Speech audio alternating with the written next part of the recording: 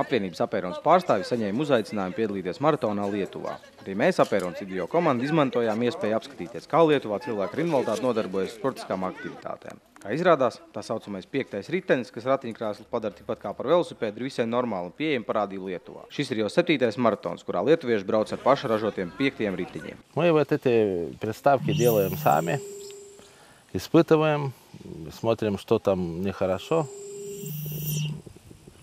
там дорабатываем. И вот видим Литву понемножку, не из машины. И когда быстро поезжаешь, не видишь, что там, где там, какие дороги. Кстати, были в Латвии, были в Салдос, в Тервете, Бауске, Пилсрундела были. Проехали там все дороги, посмотрели, у вас похуже дороги чуть-чуть. И из покроя сколько, точно не скажу, может, километров 30. Трудно, жарко. Kopumā maratons ilgs 5 dienas. Šodien dalībnieki pieveic nedaudz vairāk kā 30 km, bet, ja nepieciešams, esot iespējams pieiet pat 60 km vienā dienā. Aigars bija ieradies ar savu pašdarinātu 5. riteni un godam nobrauc visu maratonu pirmo dienu. Patiesībā šobrīd tagad vajadzētu augstu dušu, tā kā minūtes 10. Un tad varētu atkal būt dzīve rožaina. Var turpināt. Man liekas, ka tā daudz ko var izdarīt. Ja ir kaut kāds atopas brīdis, vienalga kādā, vai tas ir maratons, vai tas ir kaut kāda cīņā par vidas piemību, vai vēl kādu ierēģņu stulbumu. Vajag mazliet atopu un tad atkal var gāzt. Šito ierēģi var rādīt, viņi nedos mums atopu vispār nekādu. Principā baigi forši, man patīk. Lietuviešiem šis maratons jau ir kļūst par tradīciju, bet, kā izrādās, šāda veida maratona aizsākos meklējums Latvijā. Aigars atceras, ka Tukuma invalīdu sporta klubs maratons rīkoja 90. gadu beigās, taču valsts atbalsta trūkuma dēļ pēc 4. maratona nācās šo aktivitāti pārtraukt. Mums ratiņkrēslas, jā. Mūsdienu diskusijas, kāpēc cilvēkam vajag labas ratiņkrēslas. Bet ja šeit vēl paprasīs, ka vajag darīt šādu priekšā liekamo 5. riteni, kas maksā mūsu naudiņās apmēram 500 lati.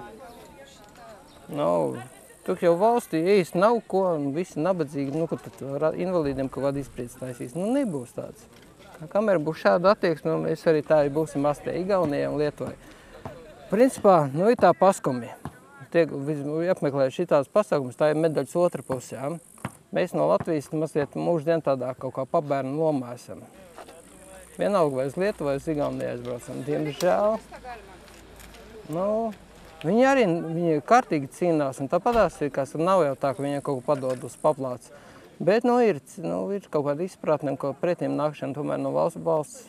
Lai vai kā, tomēr ir patīkami saņemt uzaicinājumu no Lietuvas kolēģiem un piedalīties kopīgos pasākumos. Aigaram pēc šī maratona noteikti paliks pozitīvas emocijas, gluži tāpat kā lietuviešiem pēc Latvijas apmeklējuma. Позапрошлом году мы были в Латвии, там приехали, последняя у нас перед Литвой была остановка около Бауски, там около Рунделы. И спрашиваем там одного латыша, где можно тут остановиться. Он говорит, у меня можно? Пожалуйста. Поехали к нему, у него дорога вот такая была тоже, плохая, 5 километров туда и 5 обратно, нам не по пути, но мы поехали к нему, потому что он оказался человек с широкой душой такой. Ему не жалко, я построил его тоже такой душ нам, подвел электричество, и свет подвел. И хороший человек, молодой. Таких людей встречать на дороге очень приятно.